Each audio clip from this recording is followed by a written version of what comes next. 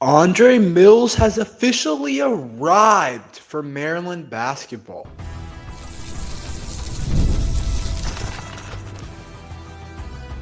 You are Locked On Terps, your daily podcast on the Maryland Terps, part of the Locked On Podcast Network. Your team every day. What's up, everyone? I'm Tre Moore, host of Locked On Terps, part of the Locked On Podcast Network. Your team every day. So thank you guys for making us part of your day. And have your cake. You can have your cake and drink it too. Birthday cake flavor is back. No fork needed. Vanilla key cakey flavor, caffeinated cake, and no sugar. It's party time. Order now at 5hourenergy.com or Amazon. Maryland basketball has a star, I think it's starting to look like, in Andre Mills. I don't know if you guys got the chance to watch last night's basketball game. I know a lot of people have other priorities now over probably watching Maryland basketball, especially with the level of play that we're playing with. The Terps just aren't very good this year. Obviously, I think we all know that as Maryland takes another loss, 78-74 to Northwestern, but not as bad as a lot of the losses we've seen so far this year. And we've seen some bad ones, but I think that all comes with kind of a grain of salt because we also know that Northwestern's a pretty bad team themselves as Maryland drops to 10-16 overall, 3-12 in the Big Ten, and lost to a Northwestern team that got up to 11-16 now overall and is 3-13 in the Big Ten. But there was a couple of different storylines going into this game and that came out of this game that honestly, call me crazy, feel a little bit bigger than the win or loss. I don't want to say the season's lost, but the season is lost. We're really not playing for a lot anymore. We're really just playing for a pride. Even making it into the Big Ten tournament now doesn't look like a great chance of that happening. And so to me, I'm kind of a practical thinker. I'm kind of a future thinker. If we're already at the tournament, if things are already not going well, I automatically start to think about next year and guys that are going to be back, guys that I think are good players that can help us next year. I start thinking about that and planning in my head. I know I don't make the decisions, but I'm like, okay, who are the guys on our roster that are going to be back? And I want to see them play at a really high level over these next couple of games.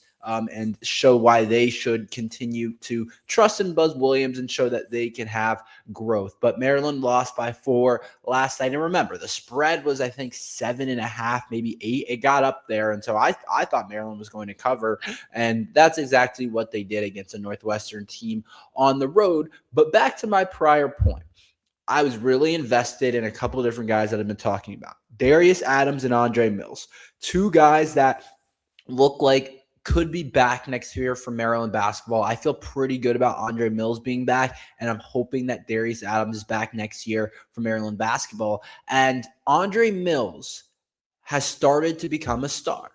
He started to become a star, and he looks like he has the potential to be as good as he wants, to be completely honest. It's one thing to have the potential, and it's another thing for him to actually just be straight doing it.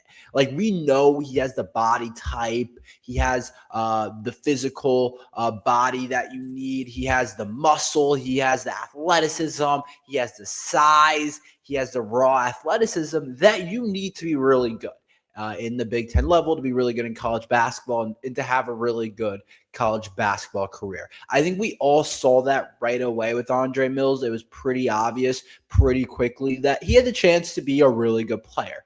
But I think there's another part of it. There's a skill level part of it that we didn't necessarily really see early on, or I didn't see. He kind of looked raw to me a little bit. Looked like he still had a little bit of improvement to be made. And I was like, okay, probably heading into next year, he's a guy that could break out. The breakout's here, and it's more than a breakout for Andre Mills. He looks like he's going to be the next star for Maryland basketball. It's not like a guy that went from, being like pretty good to all of a sudden like good. He's went from being okay to all of a sudden being great and to being our best player.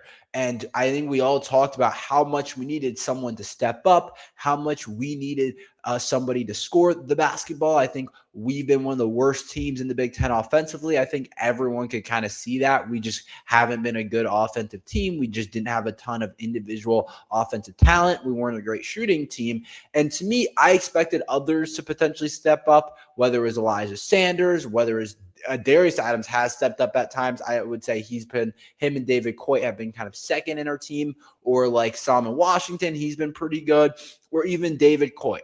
But the guy that stepped up number one, who probably wouldn't have been, I'm not going to act like he'd been the last guy I would have expected, but I would say he's probably the fourth or fifth guy on the roster, in my opinion, that I expected to step up offensively, is Andre Mills. I didn't see it early on in the season. And all of a sudden, he goes for 39 points. And I would love to round that up to 40 because it sounds really impressive. 40 sounds more impressive than 39, but 39 sounds pretty dang impressive on its own. And so you look at a guy like Andre Mills, scoring 39 points in any level of basketball is really challenging. I don't care if you're playing 8th grade basketball. I don't care if you're playing pickup basketball. In 33 minutes of play, scoring 39 points is really hard. High school basketball, the NBA, you don't see guys go for 39 that often, and especially in college basketball. I would say college basketball might be arguably the hardest place to just drop 39 points like it's nothing. And that's what Andre Mills did against Northwestern. And he was the biggest reason why we were we were in the game. We were in the game down the stretch. The big part was because of him. And it wasn't like he took a ton of shots doing it. He dropped a really efficient 39 points, 12 of 17 from the field, 6 of 9 from the three-point arc, and then he got to the free throw line. I've been begging Maryland basketball to get to the free throw line a little bit more, and Andre Mills did that. And with his aggressiveness and his ability to get to the rim, which I still think is kind of the strong point of his game. I know he's shooting well from three, but I think his best part of the game is getting downhill, getting to the rim. 9 for 9 from the free throw line, which was awesome to see.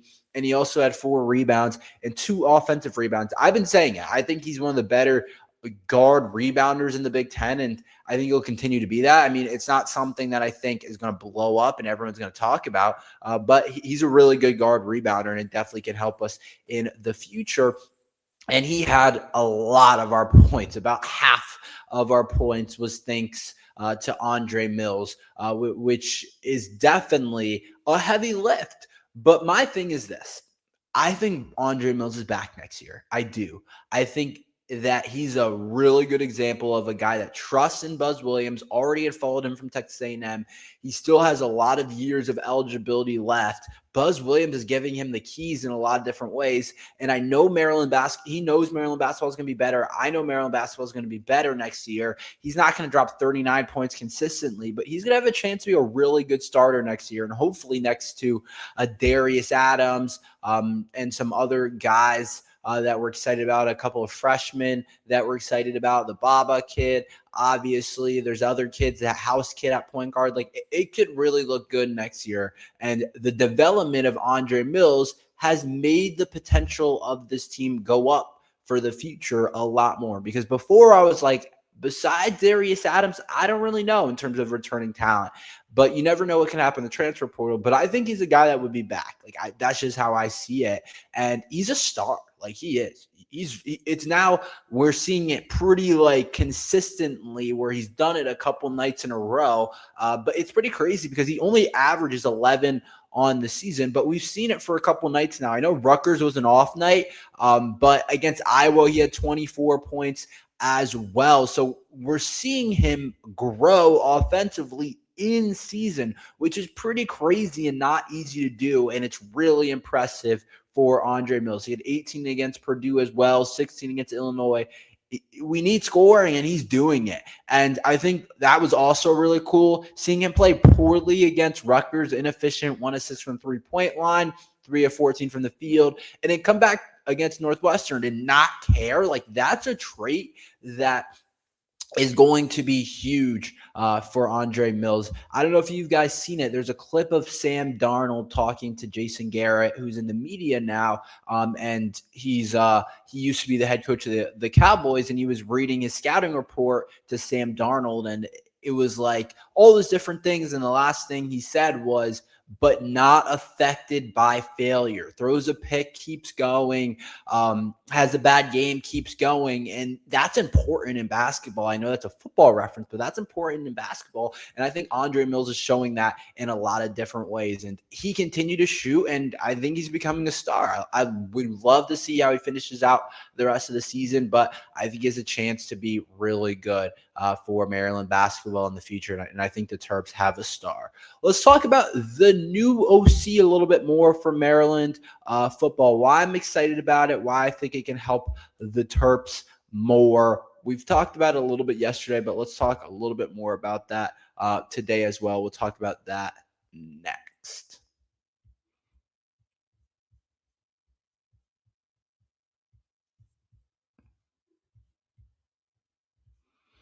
Everyone wanted to experience the NBA Finals live and in person. FanDuel's giving you the chance to turn that dream into a reality with their NBA sweepstakes. Here's how it works. Use your profit boost on any NBA future and you'll automatically be entered for a shot to win an NBA Finals trip for two. That's right. Flights, tickets, the whole experience. And if you're already looking at the board and think about which team can make a deep run, this is the perfect time to lock it in. I love futures this time of year, whether it's picking a team to win with a championship or grab a conference title. It adds that extra layer of excitement to every game down the stretch. And now not only can you pick cash, but could also send you to the NBA Finals. Visit FanDuel.com to get started. Use your profit boost on an NBA future and get entered for your chance to win a trip to the NBA Finals. Play your game with FanDuel, official sports betting partner of the NBA.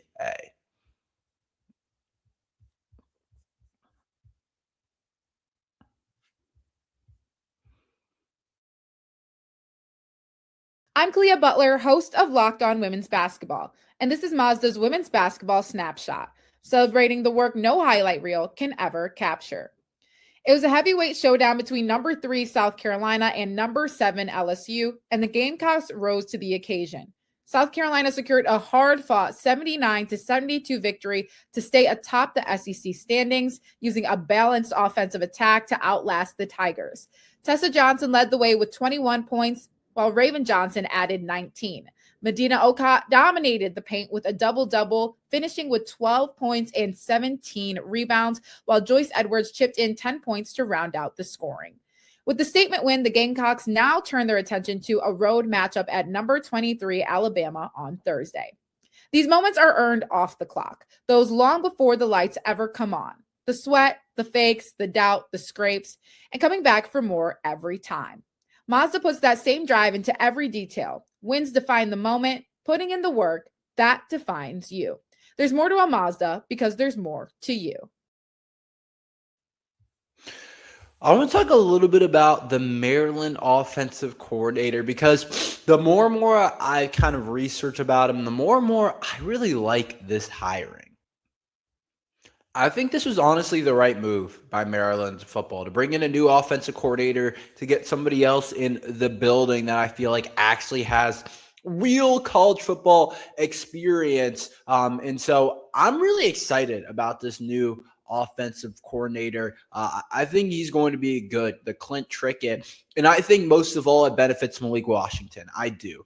I think you're going to see a Maryland offense that is way more complementary and gives the actual ability for us to win games. Where I feel like the last Maryland offense, I know this wasn't what we were trying to do, but to me, it was more about stats, throwing the ball for a ton of yards, and less about winning games. And that's not how you do it in college football.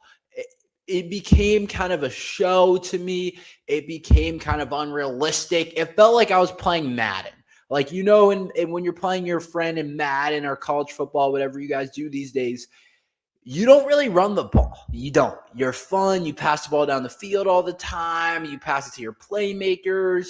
You might throw a good amount of picks, have turnovers. There's not a ton of defense being played. It felt like Maryland was heading in that direction as a program, where it was like the numbers and the stats mattered more. And I think we needed someone to get us back on track, to get us back to being a balanced football team, and to get us back to just the quality fundamentals of football and college football. And the way that we can actually be able to win games. And I think Clint Trickett does that for us. I think he does that in a lot of different ways for us. And I think he gets us back to a team that's actually going to allow us to win games. And I think that's really important and is going to help. I think is going to help Maryland a ton next year, is having an offensive coordinator that knows what he's doing and is balanced. We saw him at Jacksonville State have one of the leading rushing attacks in all of college football, like a top rushing attack in college football.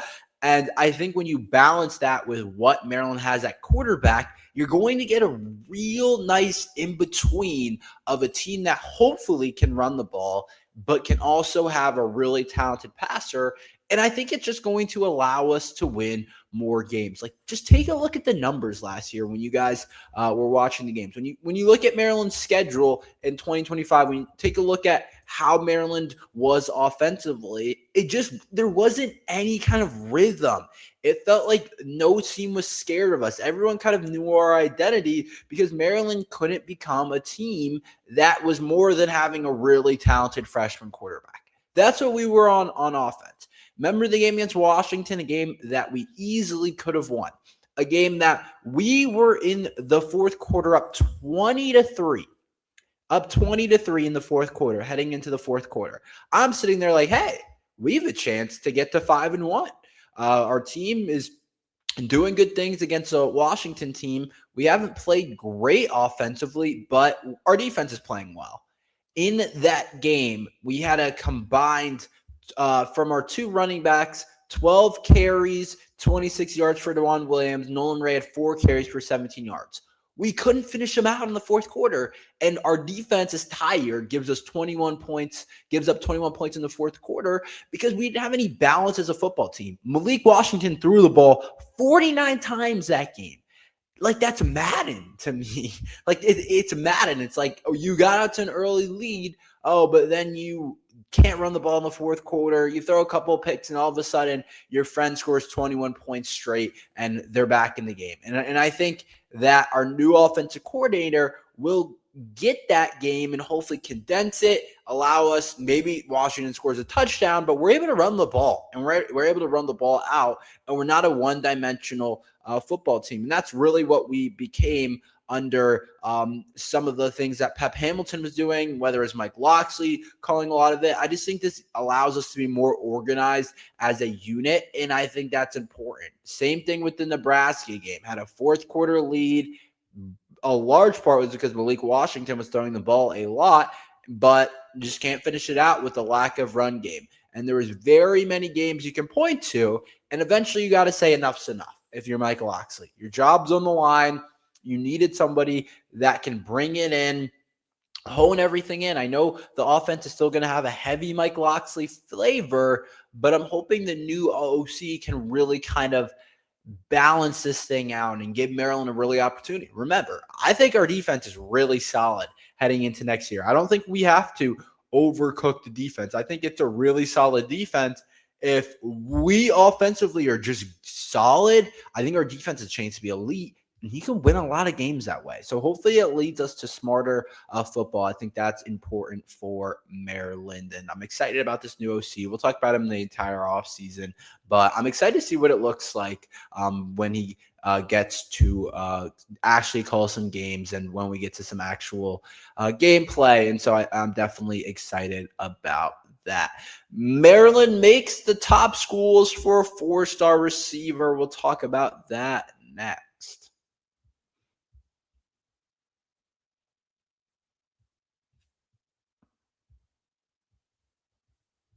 Welcome to the 5-hour energy flavor draft. We're looking at every aspect of a draft to let you know which tasty flavors are best and which ones might be sleeper.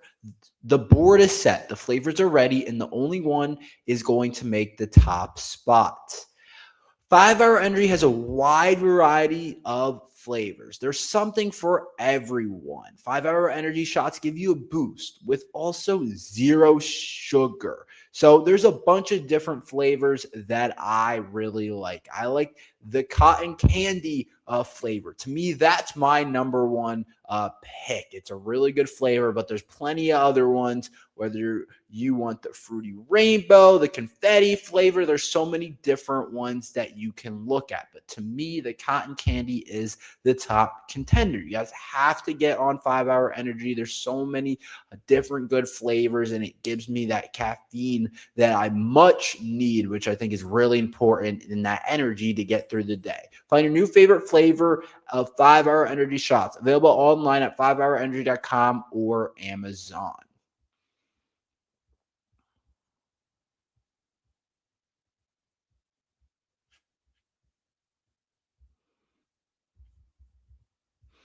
Tax season doesn't have to take over your life, and this year TurboTax is making it easier than ever just to hand things off and move on with your day. With TurboTax full servers, you can have your taxes done for you by trusted local experts start to finish and without the stress or guesswork. Instead of spending hours trying to figure out forms, you can meet with local TurboTax experts in person or connect online. And for a limited time, you can have your taxes done by a local TurboTax expert for just $150 all in. And if a TurboTax effort didn't file for you last year, just file by February 28th. Take taxes off your plate and get back to your life. Visit TurboTax.com/local to book your appointment today.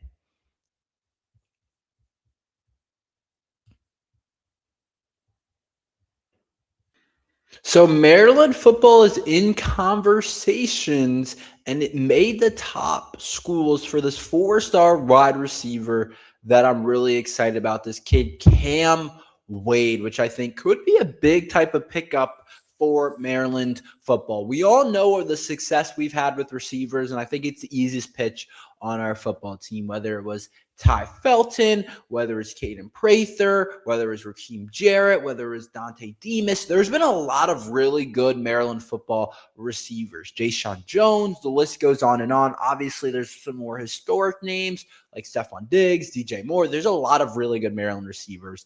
And this kid, Cam Wade from Kentucky, we ended up making his top 4. He's a 4-star rated receiver. He's also considering Louisville, LSU, Florida State, and Maryland. And so Clint Trickett, the new OC, does look like he's starting to hopefully make a move with him, which I think is interesting. He did have an offer from Arkansas, so you wonder if Clint Trickett moving over to Maryland had any effect on this kid, Cam Wade, a 5'11". It says he's only 165 pounds, but man, he's explosive, has a lot of talent. He obviously has to grow a little bit or a lot in terms of his size, in terms of putting on weight, different things like that. But there's a reason he's ranked as the 32nd best recruit at receiver in his class in the 224 overall. Like a top 300 recruit is a pretty big deal for the 4-star talent.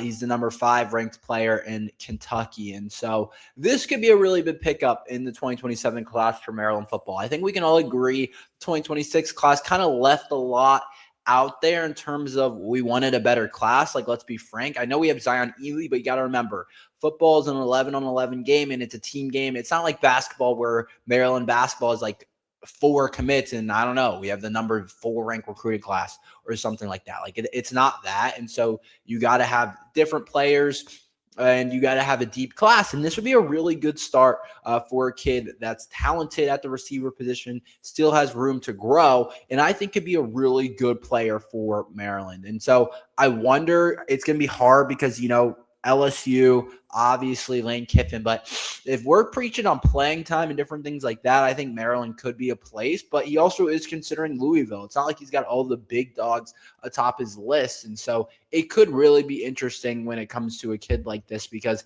his list kind of ranges, but he is a high-level recruit that definitely would be someone that would absolutely help us in the future. And so I'll be talking more about him and see kind of what he ends up doing. But he does go to school in Kentucky, and so he is the top-rated player in Kentucky, 4-star in the composite rankings. Definitely a guy that we want. I've noticed that we haven't done as good of a job recruiting receivers over the last couple of cycles for whatever reason. I just feel like we've had to dive into the transfer portal a lot when before we would get a lot of different guys on the recruiting websites and different things like that. And now we're having to dive into the portal now more than at any point. And so I would love to see us be able to recruit a little bit better and to just be able to get a guy like this and not really have to worry about diving into the portal as much. Get a guy that can play day one at the receiver position. Maryland's been doing a really good job of developing guys. But, man, we want to get some dudes. We want to get the best players possible. And so I think Maryland's receiving core, it looks weak this year. And so we're looking for guys that can hopefully come in and play. And so I have no idea what's going to end up happening. But I do think Maryland very much in the mix here to get this kid. So we'll see what ends up happening. But that's all we have for today. Thank you guys for listening to Locked on Terps. Make sure you like and subscribe. We're here every day talking Maryland football and basketball. So thank you guys for listening to Locked on Terps.